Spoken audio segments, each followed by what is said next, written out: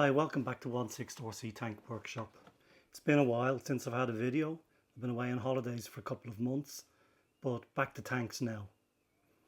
So just a recap first on where we got with the Tiger 1 and what's coming soon. I've also got some new video and camera equipment. I'll go through what I've got and let you see what's coming. A lot more functionality to how we can use the cameras.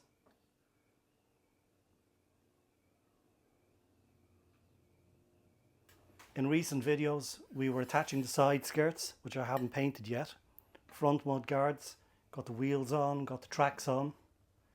A lot of detail done on the decks. So what's next? The first thing to tackle will be the commander's cupola. You can see it's got the old flat top, whereas the newer model has much more contours on it. So I'm trying to order at the moment the new top for the cupola direct from Armortek. Once that's in, I'll get to work detailing the lid of the cupola, the interior and exterior. And also do some work on the fittings that hold it in the open position. Then we'll move over to the extractor fan. This was the old kit part. There's not much to it. So we'll either do some work on this part or make a completely new one. Tiger 1 had a crew of 5 men on a diet of sausage and cabbage, so the need for an extractor fan, apart from extracting the fumes from the gun, were quite important. Next we have the loaders hatch. I don't have any of the interior parts for this, so it's something that I'll try to make up. Add some more weld lines around here. And finally, we'll move on to the close defense port. Here we can see the kit part. There's no detail, doesn't function at all. So I want to try to put some functionality into this part. I'll use the original exterior part, but try to make something for the interior.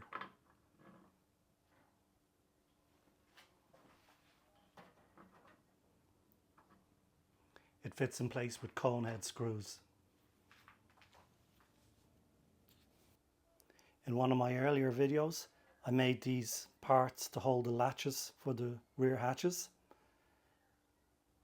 I don't have the latches, but again, I'm trying to order these at the moment from Armortek. These are just small parts, but I'll try to order them from Armortek if I can. It'll make life a bit easier. At the rear end of the Tiger, I still have to fit jack fittings. They'll fit in this area. I probably won't fit the jack, but just the jack mounts.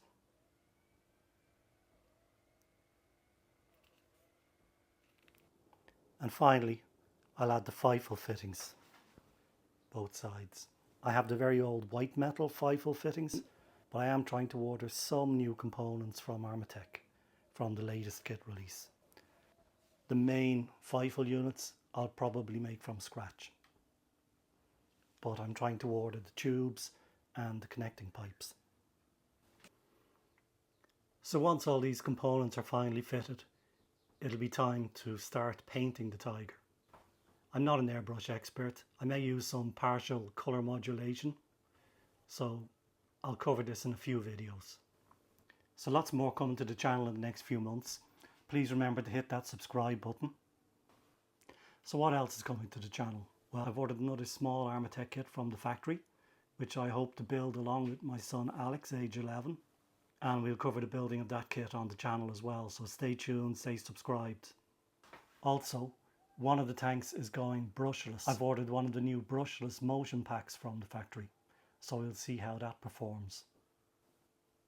I won't say which vehicle it's going into yet. We'll keep that as a surprise. And what else has been happening in the workshop? Well, I have some orders from customers for some Tiger components, so I'm working hard on them. I'll just show you now a few of the parts I'm working on at the moment. So what's been happening in the workshop? First of all, here we have front mud guards for the Tiger. This fits all models of the Tiger 1. It has a more prototypical fitting for attaching the mudguards to the hull.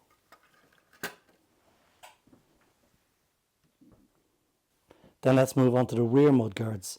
These are for the early model Tiger. They have the mount for fitting to the hull, and they come with sufficient screws to attach them.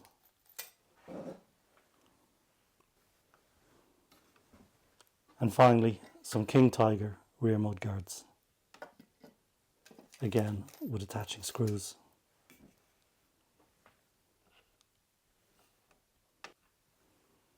A new part I've been working on at the workshop is the toolbox for the rear of the early Tiger. It's much more detailed than the kit part and it's fully functional. This is the bracket.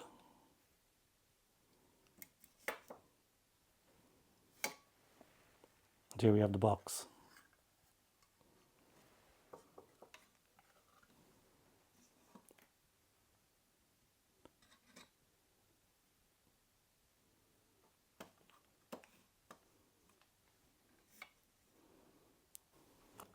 I don't think I'll be making many of these, they're quite difficult to make. And then we have some jack blocks. These are made in oak and have all the fittings you need to attach them to the deck.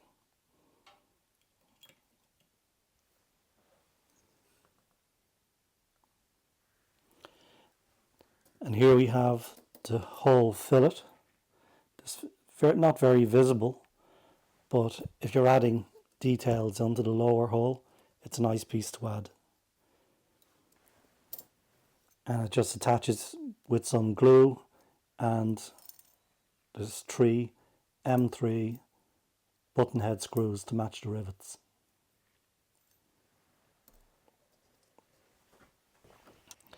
Then we have the smoke launchers for the early Tiger.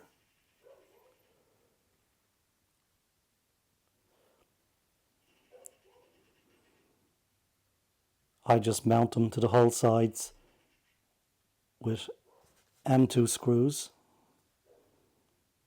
They need to be tapped into the side of the hull. If you watch some of my videos, the aluminium is soft enough to tap in with a steel screw.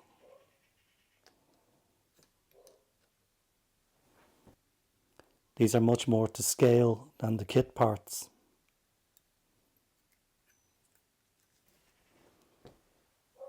Here I've made some starter cranks.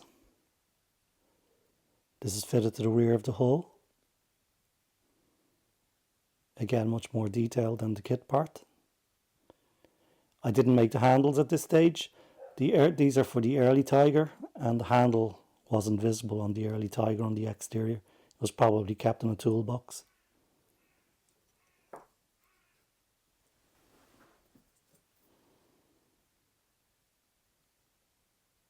These are made in aluminium.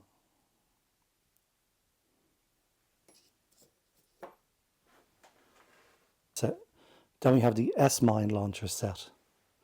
It comes with 5 S-mine launchers with the brackets to fit them to the hull. They can just screwed straight through the upper deck. The rear ones mount on the corners.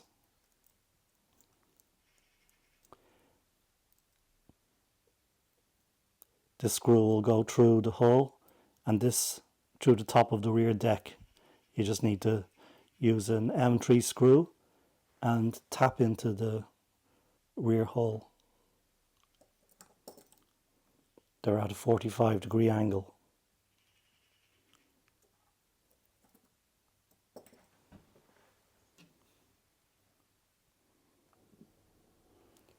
And here we have the track cable clamps. These are fitted to the left side of the hull. This particular type are for the early Tiger, much simpler on the mid and late Tigers.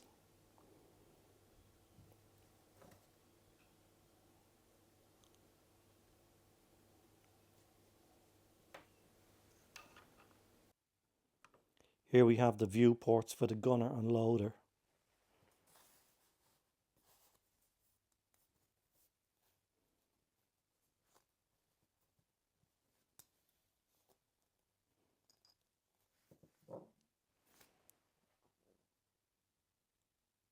It's clear polycarbonate.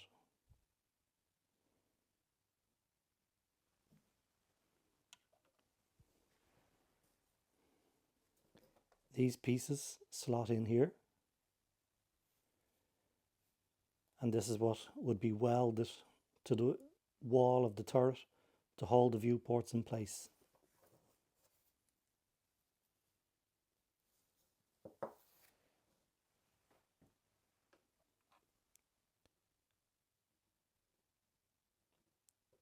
These are the viewports for the commander's cupola in the drum type cupola, the early cupola. Again, polycarbonate inserts, so quite clear optically.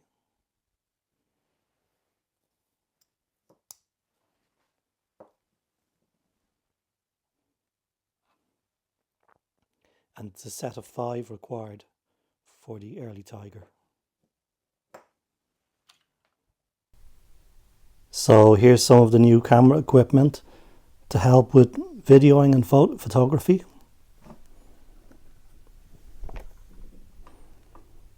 First of all, the camera, which is basically video orientated, and microphone. This is the Nikon Z30 camera with a selection of lenses. This particular lens is my favourite. It's got electronic zoom. Many of the functions of the camera can be controlled by remote control, including the zoom lens.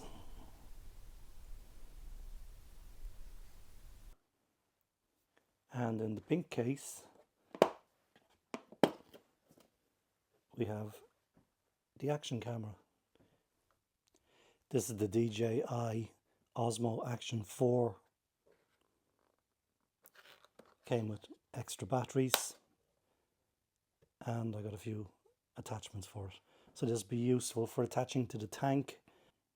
I'll also use it to get some pictures in fairly inaccessible areas, so hopefully get some good footage soon for the channel. And finally, we'll have a look at the green case. The channel isn't funded in any way, so please support the channel by hitting that subscribe button.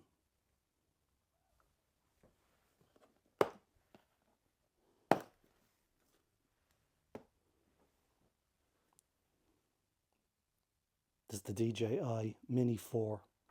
Hopefully soon I'll be able to get some drone footage of the tanks in action. I've got quite a bit of DJI equipment.